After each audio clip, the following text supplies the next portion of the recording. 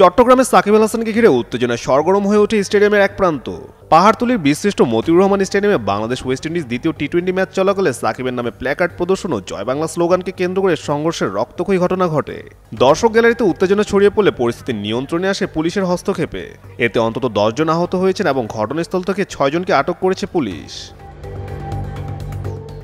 বুধবার 30 অক্টোবর রাত প্রায় 9টার দিকে ম্যাচ চলার সময় এই সংঘর্ষের সূত্রপাত হয়।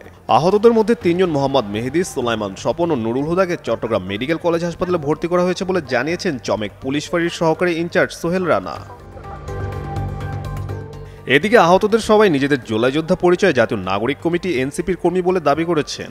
সংগঠনের চট্টগ্রাম মহানগর সমন্বয় কমিটির সদস্য ও মিডিয়া সেলের প্রধান সমন্বয়কারী রিদওয়ান হৃদয় বলেন, ম্যাচ চলাকালে সাকিব আল হাসানের নামে প্ল্যাকার্ড দেখানো হয় আর জয় বাংলা স্লোগান দেওয়া নিয়ে প্রথমে কথা কাটাকাটি হয়, পরে তা মারামারিতে রূপ নেয়। তিনি আরও অভিযোগ করেন, নিষিদ্ধ সংগঠন ছাত্রলীগ আওয়ামী পন্থীদের হামলায় আমাদের অন্তত 10 জন আহত হয়েছে, 3 জন গুরুতর অবস্থায় হাসপাতালে ভর্তি রয়েছে। আমরা ঘটনার সুস্থ তদন্ত ও বিচার চাই। অন্যদিকে পাহাড়তলী থানার ওসি জসিমউদ্দিন জানান, ঘটনার পর 6 জনকে আটক করা হয়েছে, তাদের পরিচয় যাচাই করা হচ্ছে। আহতদের হাসপাতালে পাঠানো হয়েছে এবং অভিযোগের ভিত্তিতে আইনি ব্যবস্থা নেওয়া হবে। কাজী সাকলাইন আহমেদ, যুগান্তর স্পোর্টস।